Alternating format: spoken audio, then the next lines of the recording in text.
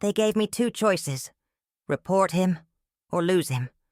I chose silence, and ever since then, I never spoke of love again. My name is Clarabeth Whitlow. I'm 85 and live alone in an old trailer deep in the Georgia countryside, surrounded by cypress trees and pictures no one looks at anymore. I used to be a war nurse, but now I'm just an invisible woman, with hands marked by scalpels and memories no one ever wanted to hear. Over 50 years ago, I hung my apron behind the door, and never took it down again, because it holds the one secret I never had the courage to bury.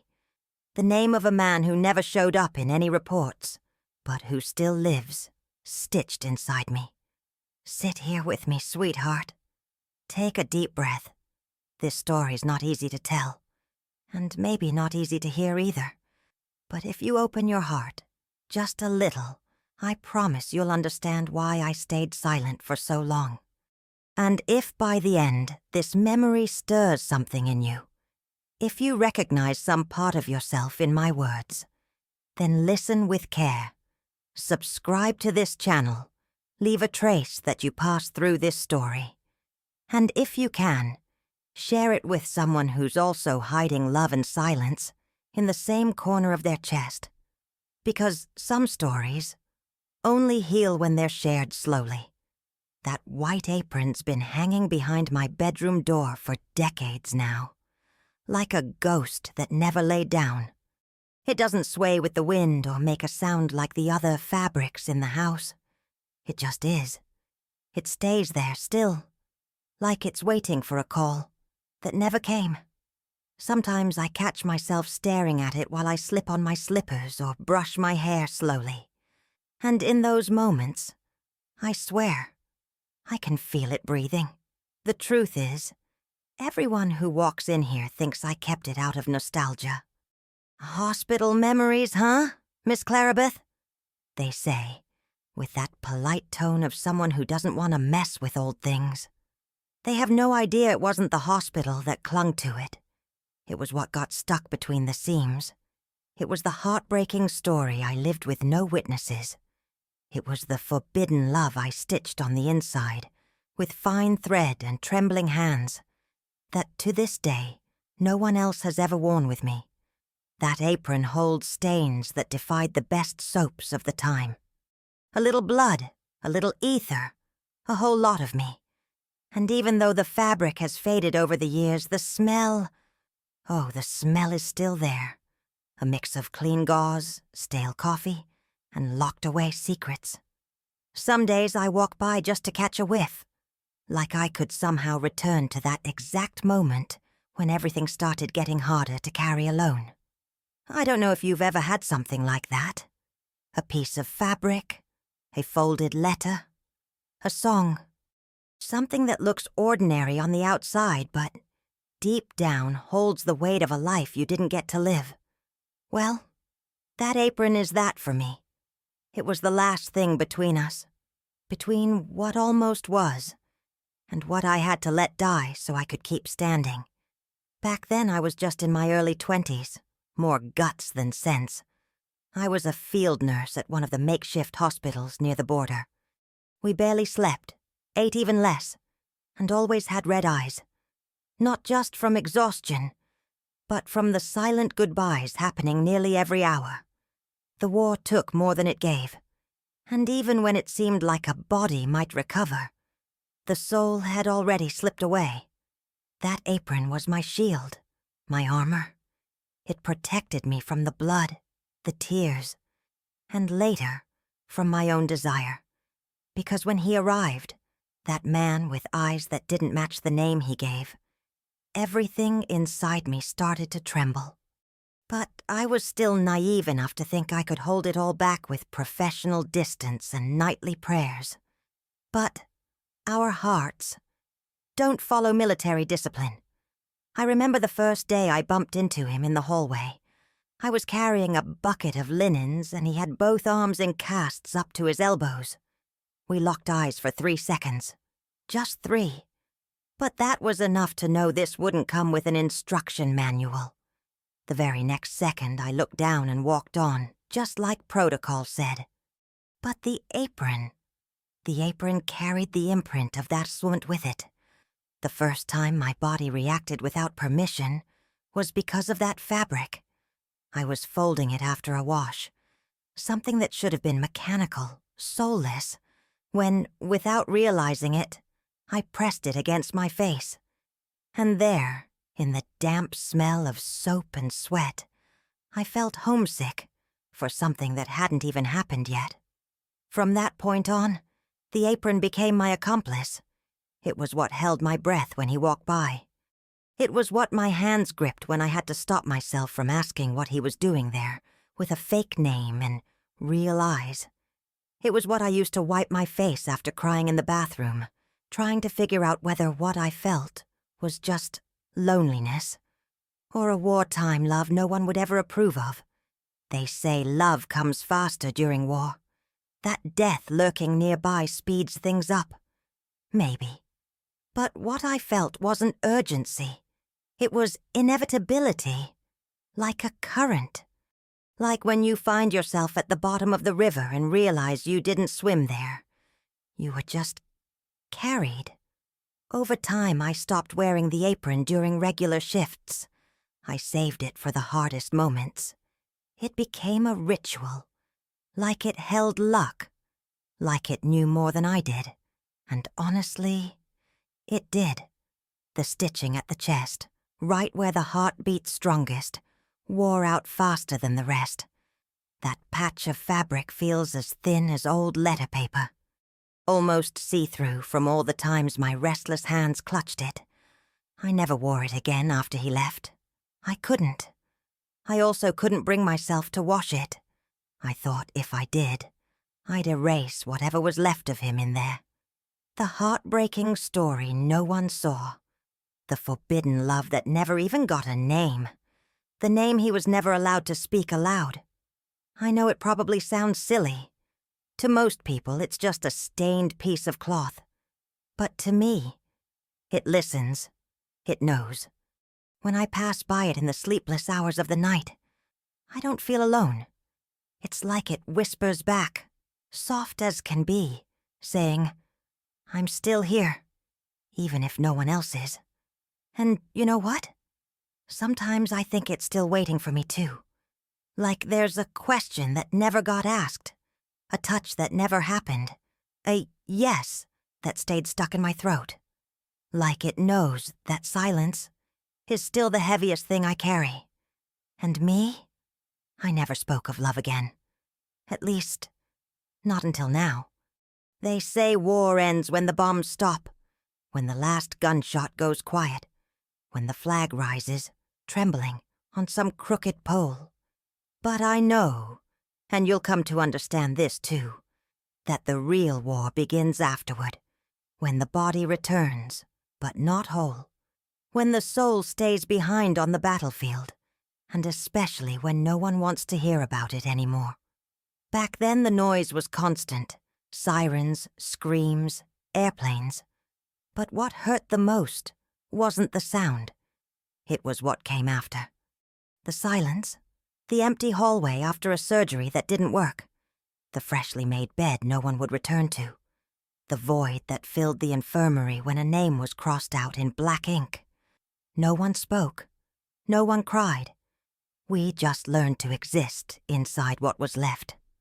I was a young nurse, thin from worry, wide-eyed, still believing that if I did everything right, I could save lives.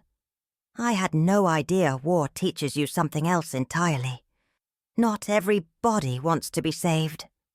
And sometimes, what's torn can never be stitched back together. Not with thread, not with time. There was an old radio near the triage room, a bulky, heavy thing with hot tubes and background static that only worked when the rain let up. It sat there in the corner, like a stubborn survivor.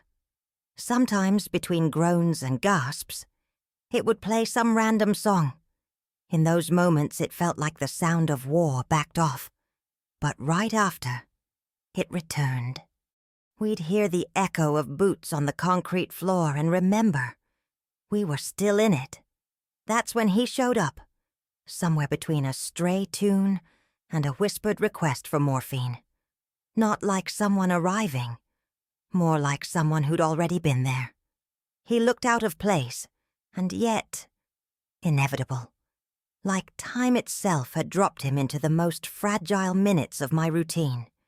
He came in without a sound, which was rare among the men in that camp. Eyes downcast, words measured. A way of looking that said he already knew he wouldn't stay. And somehow, that made me want him to stay even more. I was used to mending bodies, holding cold hands, stitching wounds no one would ever see again. But I never learned what to do with the holes left inside. No one prepared us for that. No one taught us what to do with the stares that asked for more than bandages. With the smiles that hurt more than bullets. With a quick brush of a hand. As fleeting as a last chance. The other nurses said I was too quiet. That I slept too little. That I smiled less than I used to. And maybe they were right. But inside me, the war hadn't ended. And when he arrived, I realized it had only just begun. Have you ever seen someone who walks like they're carrying a secret? That's how he walked. Like his feet knew what his mouth couldn't say. Like each step was measured not to break the silence that protected him. It was hard not to look. Harder still not to wonder. And little by little, between bandages and dressings, he began to occupy space inside me. Like a letter you read and can't forget. Like one of those heartbreaking stories no one dares to say out loud. We didn't see each other often, but every time felt like it was more than enough. A nudge of the elbow, a glance over a tray, a word whispered at the end of a shift. Everything about it was tense. Everything was risky. Because at that time, in that place, love was dangerous. Loving someone who couldn't even use their real name was even worse. And you know what's funny? There was never a kiss, never a promise, no vows. But I fell for him anyway. Because forbidden love doesn't need much. Just a constant absence. A longing for something that's still around. A quiet ache you swallow, day after day, until it becomes part of you. It was around then that I began to realize silence screams too. It screams on the nights you write letters you'll never send. It screams in torn-up notes, in words that almost come out. It still screams inside me to this day. There was one night, just one, where I was alone in the infirmary with him. We were on call. Outside, the sound of explosions was distant, muffled by the thick tent canvas. He sat on the bench by the bed and asked what I thought of it all. Me, foolishly, gave a textbook answer. It's a tough mission, but necessary. He smiled with his eyes. A sad smile, one that carries more farewell than welcome.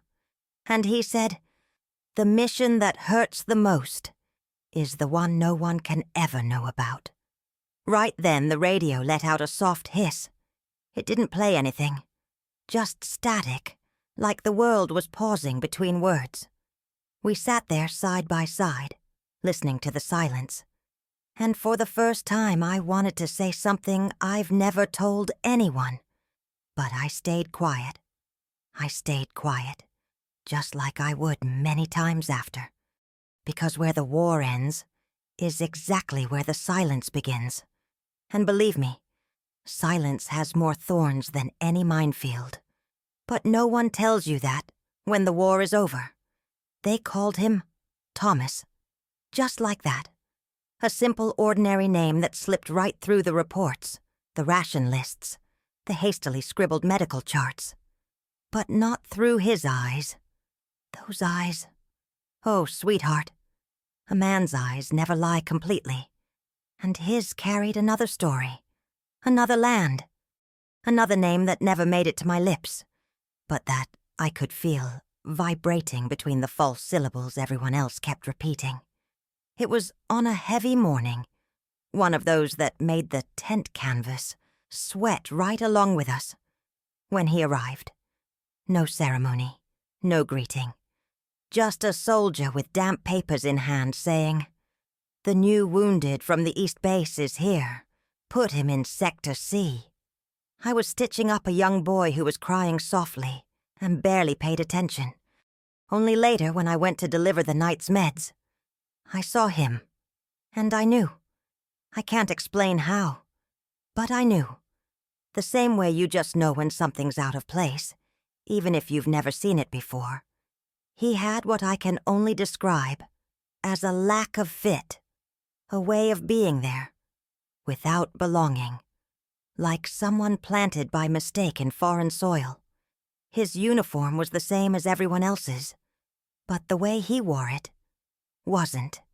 It looked more like a disguise than a uniform. His file said, Thomas Bellamy, 28 years old, from Nevada. But his accent was too scattered to be from the desert.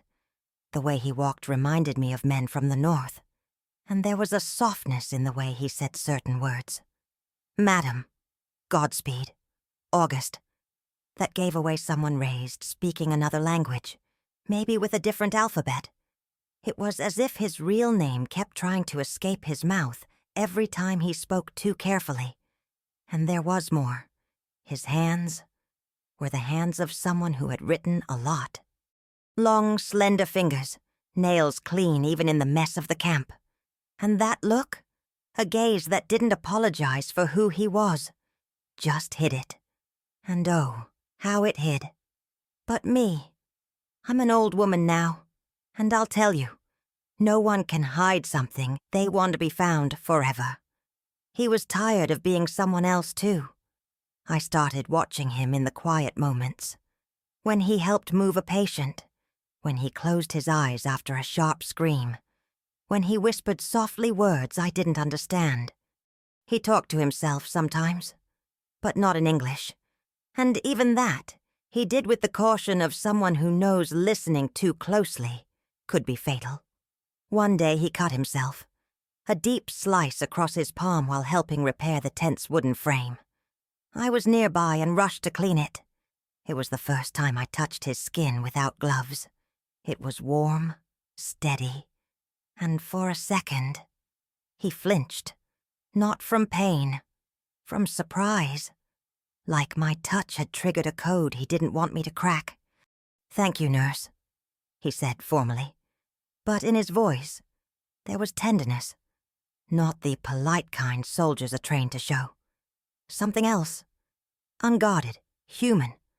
Like he was saying, I know you know, and thank you for not saying it. From that moment on, I never called him Thomas again. I didn't need to. All it took was a look, just walking past him and feeling the air shift. Because wartime love is like that. It shows up uninvited, grows in the corners no one watches, and by the time you realize it, it's too late. It's already inside. And in this case, it wasn't just love. It was fear, too. Fear of what I might find out. Fear of what he might tell me. One night I saw him sitting at the edge of the camp, staring at the sky. I was bringing water to another patient and stopped for a second. The moonlight lit his face in a way that made him look older, sadder. He was holding a piece of paper in his hand. When he saw me, he tucked it quickly into his pocket and said, like offering a crumb, I like looking at the stars. They remind you the world is bigger than this place. And that's when I noticed. He had an accent when he said world. A slight twist in the way the word came out. A soft breath between syllables, like he was translating before speaking. It was in that slip, that little crack in the sentence, that his real name lived. And me. I loved him even more for it. Because loving someone who hides their name is like trying to hold water in your hands. You get soaked, completely, but never manage to keep it. And still, you try. You try even knowing it's all going to slip through. Back then, everything had a code. Symbols, signs, switched names. But none of them touched me the way he disguised his very existence. He was a deserter of himself, a man pretending to be someone else to survive. And maybe that's why I chose to be the one who truly saw him. Because in the end, everyone needs at least one person who knows who they really are. And I was that person for him, even if only for a little while, even if nothing was said, even if it was only in the silence. But of course, silence has a price too, and mine was still on its way. It was Christmas Eve. But not the kind that smells like cinnamon and pine. It was a quiet, cold, threadbare night. The kind where even the sounds feel tired. The war had already stripped us of any sense of calendar. But that December 24th was still marked on a paper taped to the wall in the mess hall. Maybe as a stubborn reminder that the outside world was still turning. There were no decorations. Just lukewarm soup and silence piling up between shifts. The other nurses had already turned in, exhausted, and the soldiers still on their feet seemed to prefer the warmth of kerosene barrels over any attempt at celebration. The canvas above trembled in the wind, and the radio, poor thing, had been dead for 2 days. Something about the generator failing, they said. I was stacking trays, alone. Just going through the motions. Spoon here, napkin there, like each small gesture might be enough to keep my heart beating. And then he walked in. Quiet, as always. The Thomas, who never fooled me. He didn't say a word, just looked at me for a few seconds. And then he walked toward me, stopping between the supply table and the old stove. He had a strange look on his face. Not quite a smile, but not sadness either. It was that expression that only shows up when the body wants to run, but the soul decides to stay. Then he held out his hand. Yes, just like that, like in an old movie. He held it out, palm up like he was asking for a moment stolen from logic, from rank, from war. Like he was saying, lend me a piece of your life just for now. And I did. I placed my hand in his with trembling fingers and a dry throat. And he twirled me, slowly, right there, between a forgotten soup tray and a silent radio. Like we were at a ball, like our bodies remembered a dance we never practiced. His feet were injured, I knew. I'd dressed the wounds myself. But he moved as if pain had taken the night off. And I floated. 3, maybe 4 turns. No more than that. But it was enough to make me feel alive and guilty. Because that wasn't supposed to happen. Not there. Not with him. Not with me. But war has this cruel gift. It turns rules to dust when no one's looking. And that night, no one looked. There was no kiss. No sweet words. Just the imagined sound of a song that never played, and a held hand that lingered a second longer than allowed.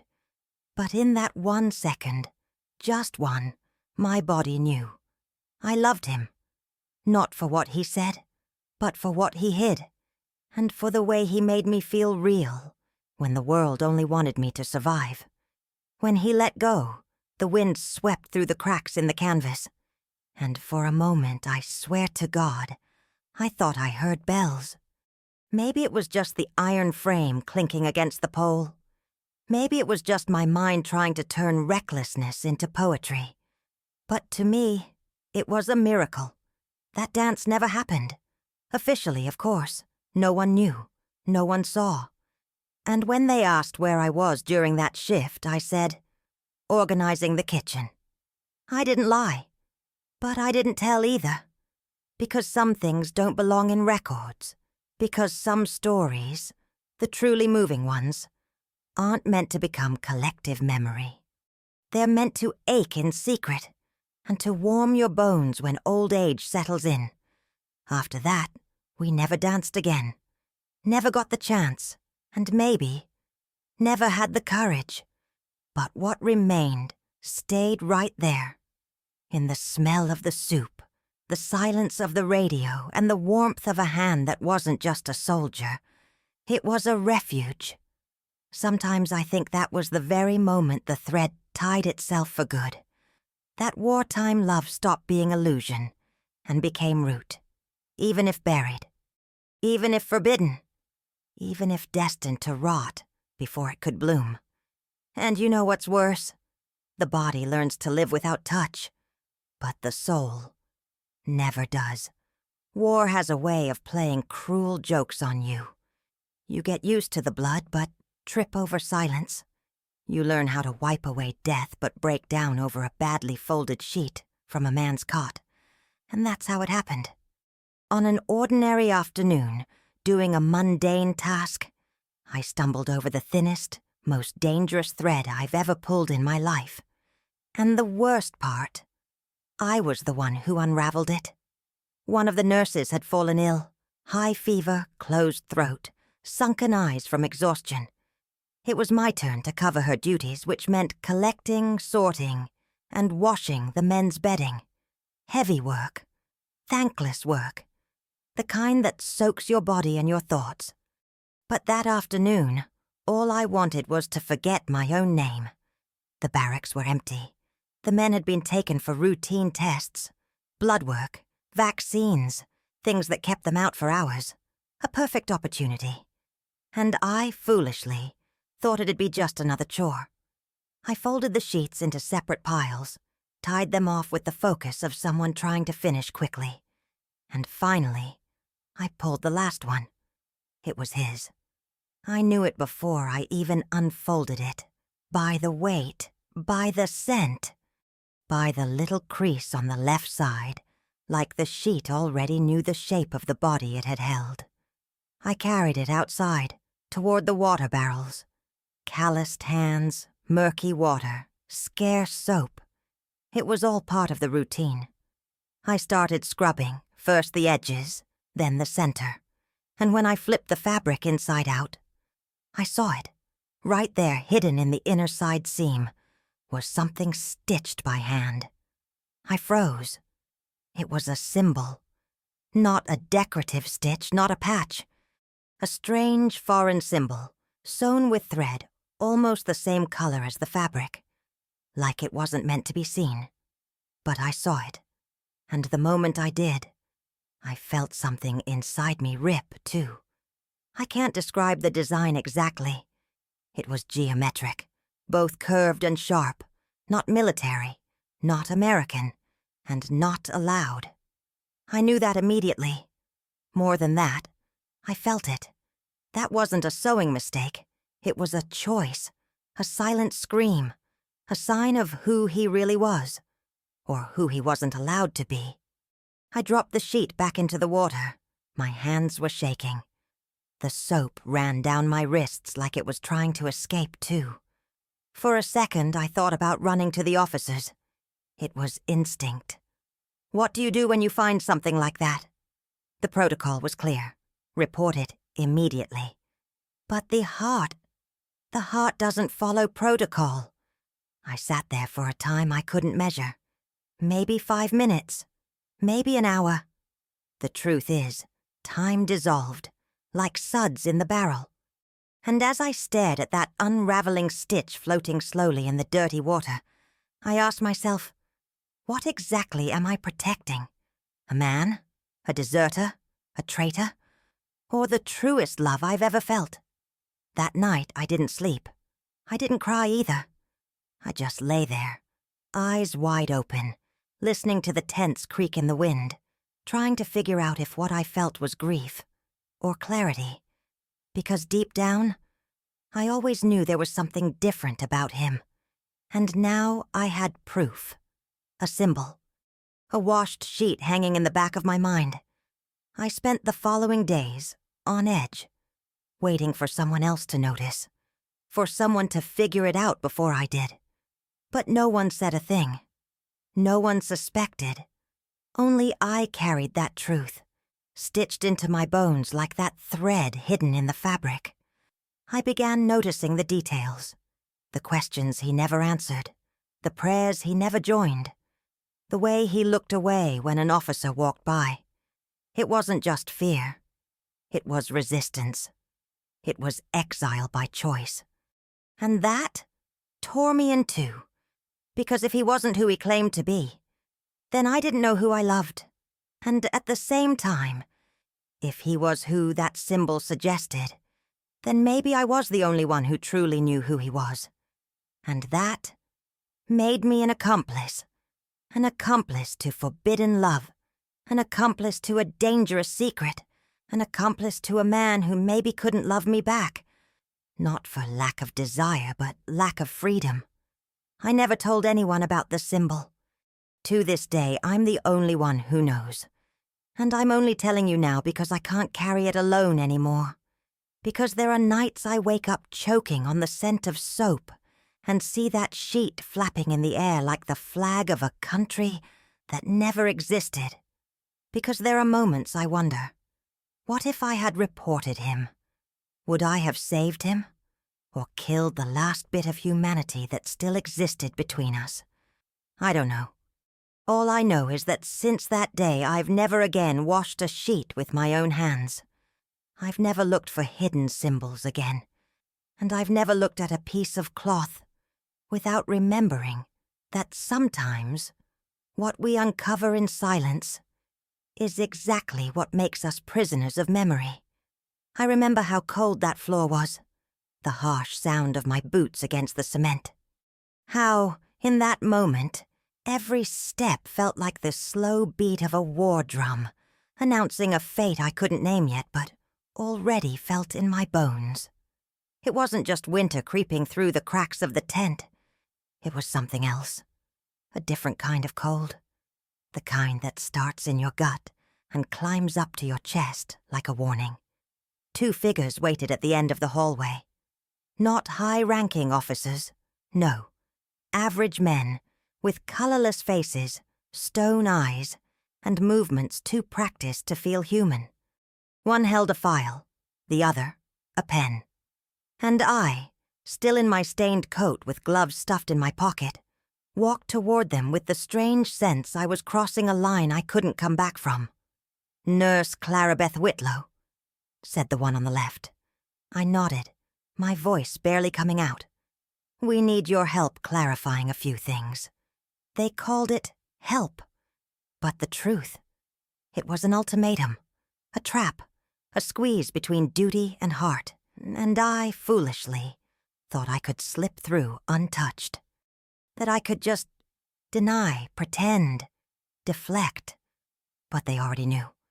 Not everything, but enough to make me choose.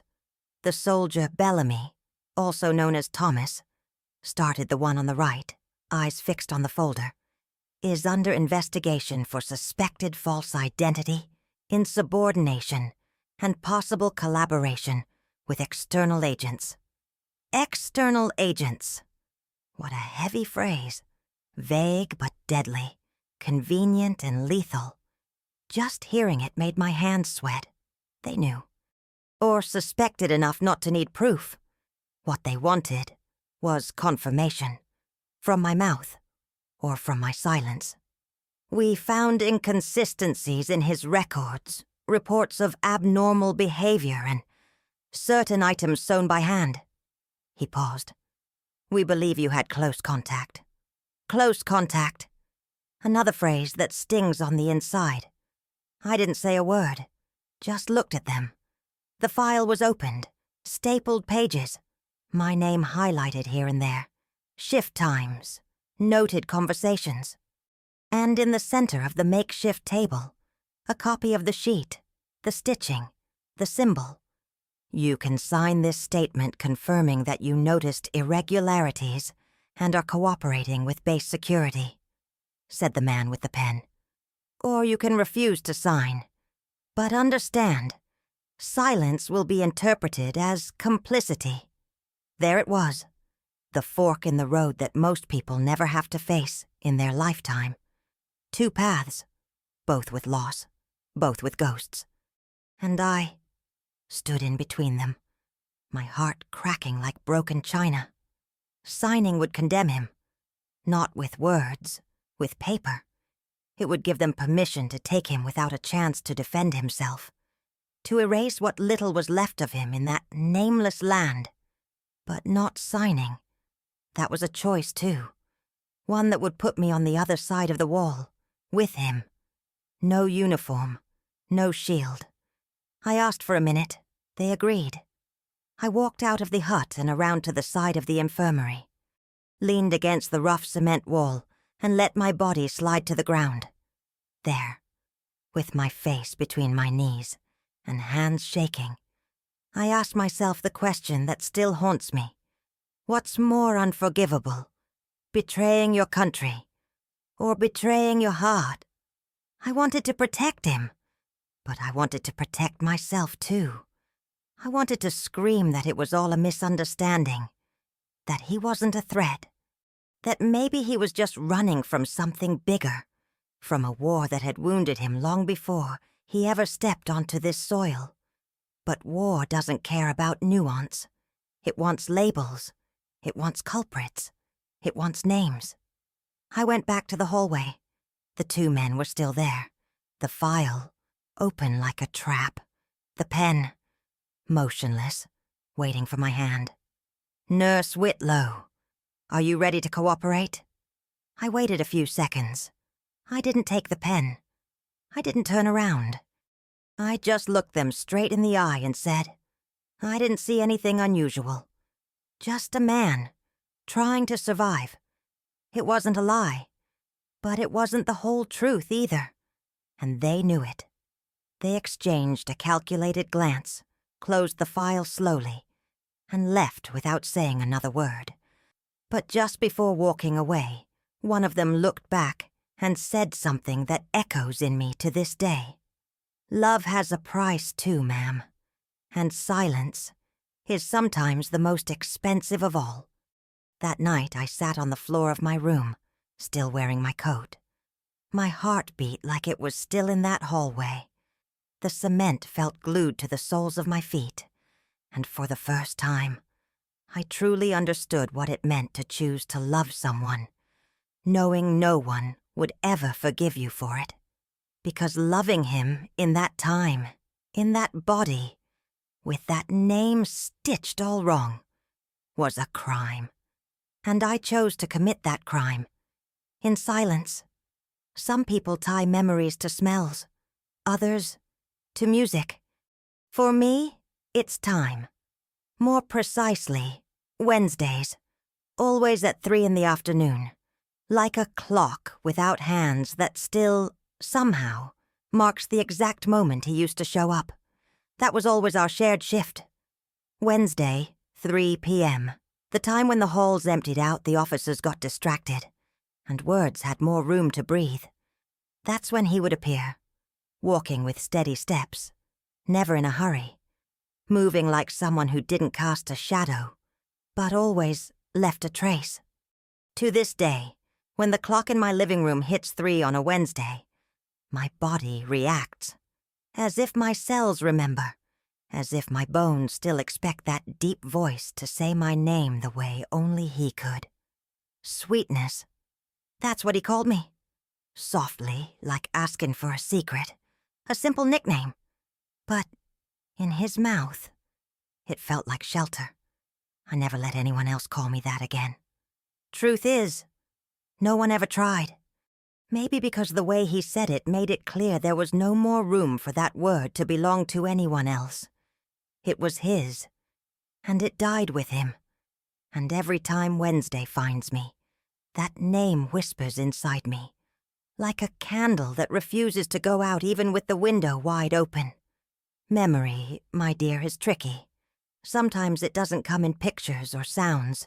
It comes in sensations, a tingling on the skin, a sudden hollowness in the chest, a silence settling where noise used to live. And that's what happens to me every damn Wednesday. I sit in my chair, glance at the clock, and feel it. His shadow passes through me without touching, but it touches. There was a time, in the first years after the war, when I tried to break the pattern, changed my routine, scheduled errands, forced myself to ignore the time. But nothing worked, because it wasn't the clock that held the memory. It was my body.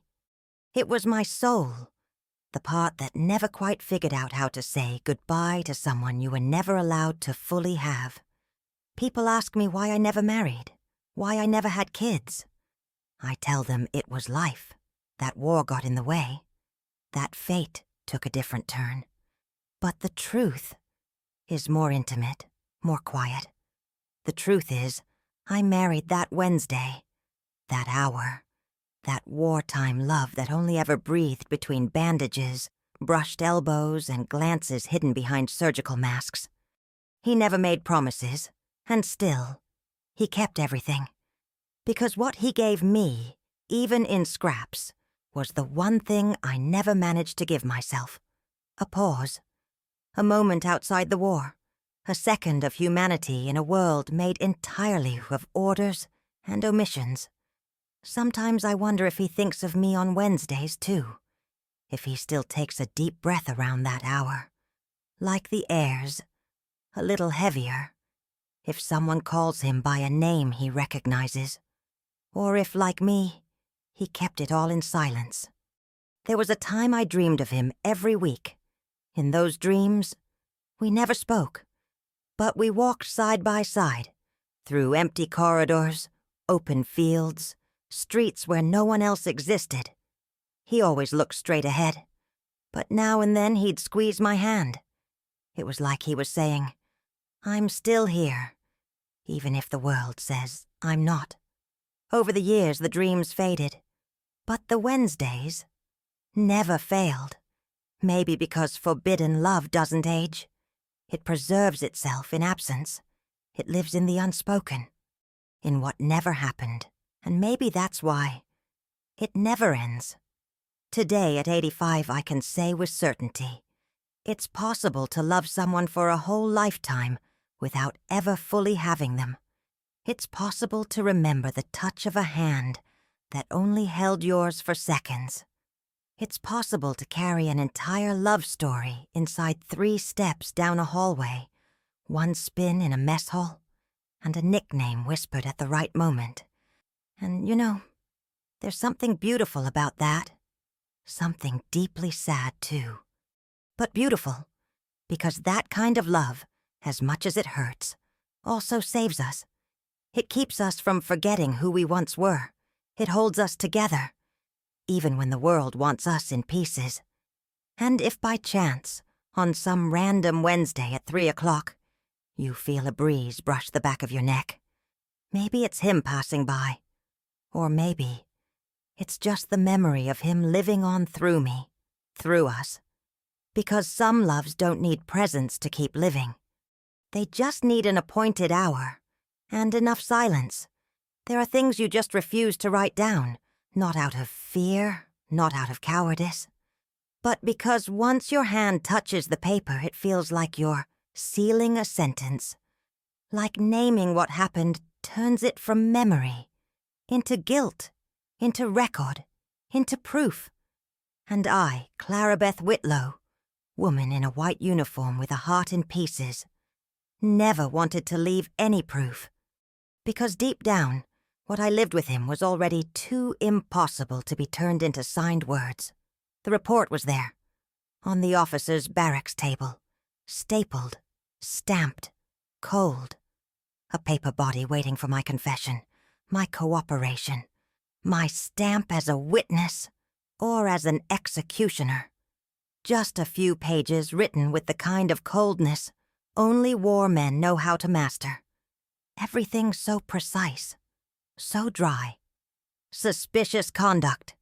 Protocol deviation. Witnesses uncooperative. Goodbye. And at the bottom, 1 blank line. Signature of responsible nurse. That line haunted me for years. I remember the day they called me in to sign. A colorless morning when even the birds seemed to have forgotten how to sing. I walked there slowly. I knew what was waiting. I knew there'd be no space for conversation, no kind eyes, just the clipboard, the pen, and the gesture they expected from me. 1 simple stroke on paper. A mundane act to close off a story that had burned inside me in silence. But I couldn't do it. I held the pen, yes. I touched the paper. But I didn't sign. I said I needed more time, that I wanted to reread the terms, that I didn't feel ready. And I walked away. Just like that. No tears, no speech. Just the weight of a decision no one could understand or forgive. Not defending someone is also a kind of abandonment. And I didn't defend him. But I wasn't his accuser either. I simply let him go. That afternoon I watched them escort him out of the base, in handcuffs, head down, eyes fixed on the ground. The wind blew hard, and the dust spun in little whirlwinds, like the world itself didn't want to watch what was happening. The soldiers around him held their posture, but me? I curled up behind the infirmary curtain, heart racing, hands clenched between my thighs. He didn't look back. Maybe he knew I was there. Maybe he didn't. Maybe he chose not to. Because looking someone in the eye as you fall takes a kind of love that no longer dares to hope. I wanted to scream. I wanted to run. I wanted to say, I was the one who washed your sheets. I was the one who danced with you in the mess hall. I was the one who chose to love you without a name. But I didn't say a word. And in that moment, I understood that forbidden love is, above all, the love of the unsaid. Since that day, I've never stepped foot in a courtroom again. Never sworn an oath, not out of duty, not out of love. I started avoiding anything that involved forms, signatures, confirmation. I became the nurse of silences, the one who knew too much and said too little. But inside, my dear, inside, there were screams. Screams that echo to this day whenever I picture that report in my mind. Because it never really disappeared. Physically, yes. I never saw it again. But it's still here, folded into my memories, tucked behind my eyes. Every time I write a letter, sign a paper, fill out a form, I remember that blank line, the absence of my handwriting, and the presence of everything I lost by not using it. If I had signed, maybe he'd be dead. If I had signed, maybe he'd be alive, but hating my name. And if I had defended him, well, maybe I wouldn't be here now, or not whole, or not free, because defending back then meant jumping with him. And I chose to survive, or something like it. It's hard to explain to someone who's never loved in silence, who's never had to smuggle a name inside their chest like contraband, who's never watched love walk away without being able to say goodbye. But if you've made it this far, listening with the kind of care only tired hearts have, then maybe you understand. Not signing was also a kind of scream. It's just that no one ever heard it. There's a song, one nobody else seems to know. Or at least, no one ever really notices. It's not American. You won't hear it on popular stations. And even when it shows up by accident, it feels like it's apologizing for existing. But to me, it's all that's left of him. He used to hum it softly, in the moments he thought no one was listening. Always during those late-night shifts, when the wounded finally drifted off and the war loosened its grip for a few quiet minutes. I'd pretend I was organizing medicine bottles on the shelf. But the truth is, I'd stop just to hear him. It wasn't the kind of singing meant to impress. It was almost a whisper, a bent melody, like every note carried the weight of a language that couldn't be spoken there. The words, I never understood. But the feeling, oh, that was clear. It was longing. It was hidden tenderness. It was wartime love, trying to survive in a forgotten corner of the world. I never had the courage to ask what song it was, or where it came from. Maybe because I knew that if he answered, he'd hand me one more piece of a puzzle I wasn't allowed to finish. Or maybe because if he said it out loud, it would stop being ours. Years later, many years, back in my hometown, my hair already silver and my voice slower. I walked into a hardware store to buy light bulbs. The radio was on, low, barely audible over the customers' chatter. But then, it played. That song. The same one. My body froze. My hands dropped the bag. My knees buckled. And for a second, I swear, I thought I was back in that tent. That the roof was canvas. That the floor was packed dirt. That he was just behind the curtain, humming so only I could hear. But no, it was just a random store. In 1974. And me, just an old woman gripping her past by the seams. From that day on, I started searching for the song. I asked musicians, collectors. I scoured vinyl fairs, called radio stations, asking if they could identify a melody from 3 whistled notes. Nothing. Always the same silence in return. That song was like him. Too real to be imagined, too invisible to be found. But I didn't give up. By some miracle, I found a cassette tape of Eastern European folk songs in a dusty second-hand shop tucked inside the Russian quarter of a nearby town. I brought it home with sweaty palms, like I was carrying a relic stolen from time. I slid it into my old basement tape player, the one I inherited from my older sister, and hit play. And then it came, the melody, the voice of someone long gone, singing in a language I'll never understand, but that my heart instantly recognized as home. Ever since then, whenever I need to remember he was real, that our forbidden love really happened, even if just in fragments, I go down to the basement, turn on the tape, sit on that old wooden trunk, and let the music move through me. There, among the cobwebs and the damp smell of dust and time, something sacred happens. He comes back, not in flesh, not in voice, but in sound, in vibration, in living memory. The first time I let the tape play all the way through, I cried harder than I had since the day he left. It wasn't pretty crying, like in the movies.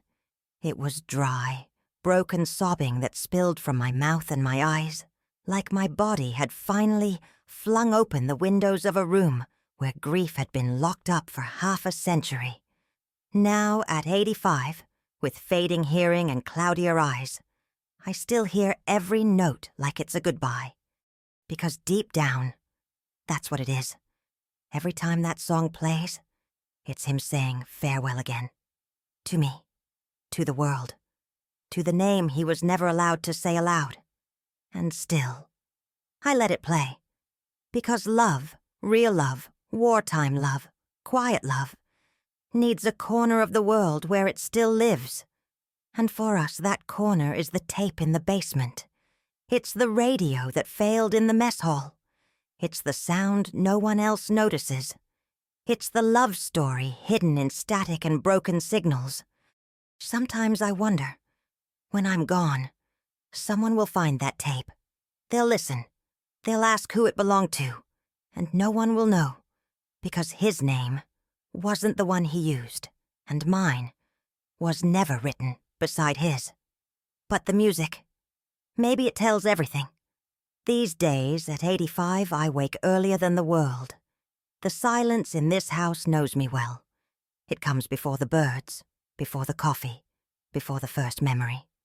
And as soon as my feet touch the cold floor, it's always the same. My eyes go straight to the door. And there it is, the apron, hanging on the same hook it's claimed for over half a century.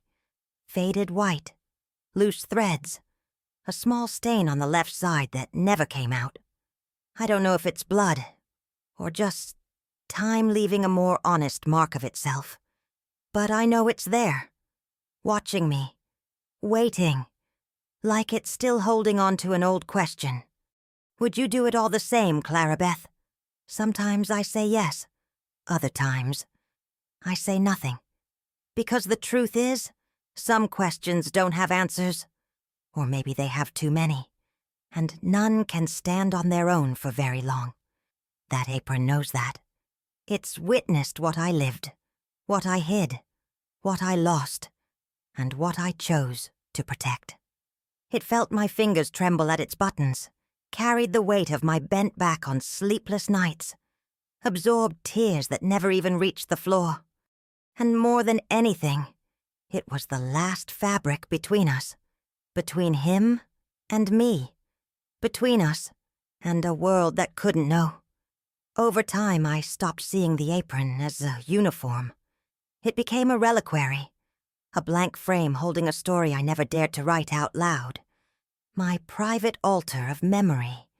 And if you ask me why I never boxed it up or why I never washed it again, I'll simply say some things shouldn't be purified, or hidden, or stitched over, because they're already complete in the way they broke.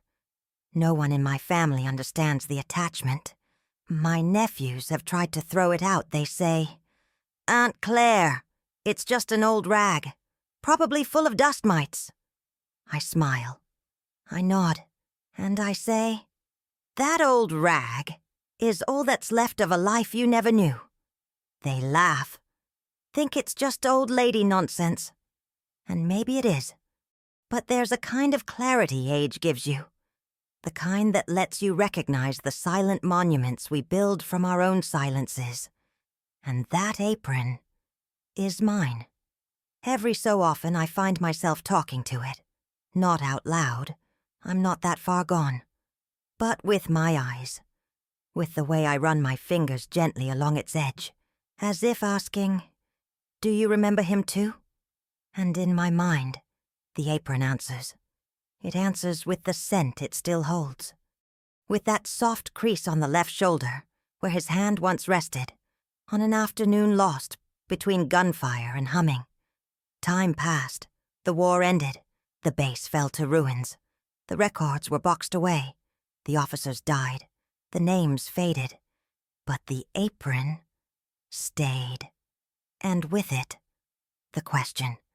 If I had signed the report, I might have freed myself from the doubt.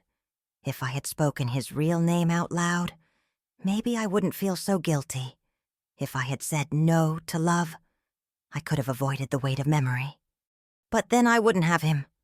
Wouldn't have that dance, wouldn't have that song, wouldn't have that silence, wouldn't have the nickname, wouldn't have the Wednesdays, wouldn't have the certainty that even if just for a moment I was whole. Do you understand? The apron is still there, hanging like a period that never drops to the page.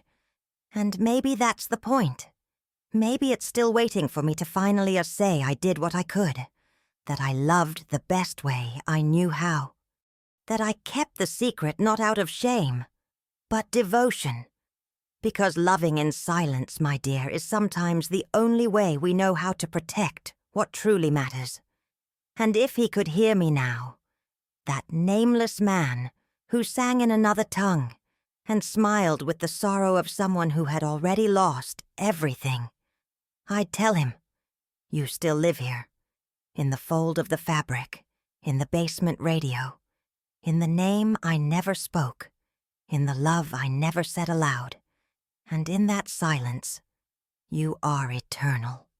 Funny how time doesn't erase. It just softens the edges. The silence didn't go away. It simply learned how to lie beside me at night, like an old loyal dog that no longer needs explanation. And even now, with a slower body and a looping memory, I still feel some loves don't need happy endings to be real. They just need to have existed, even in secret. These days I live among whispers and open windows. Some days I scribble in an old notebook. Other days I just listen to the tape in the basement. I don't have children, but I have memories, and sometimes they still call me by name. The name he used. Sweetness. I think that's why, sometimes, I still smile to myself. Thank you for listening all the way to the end, for not interrupting, for not judging, for letting this story, my story, exist outside of me for a few minutes. And if you too are carrying memories no one else can see, know that I understand. And I'm holding you, even from afar. If this story touched you, if it made you remember someone, or some silence of your own, subscribe to this channel, leave a kind word in the comments, and share this with someone who needs to hear something gentle, without hurry, without noise, like a note left quietly on the door before someone walks away.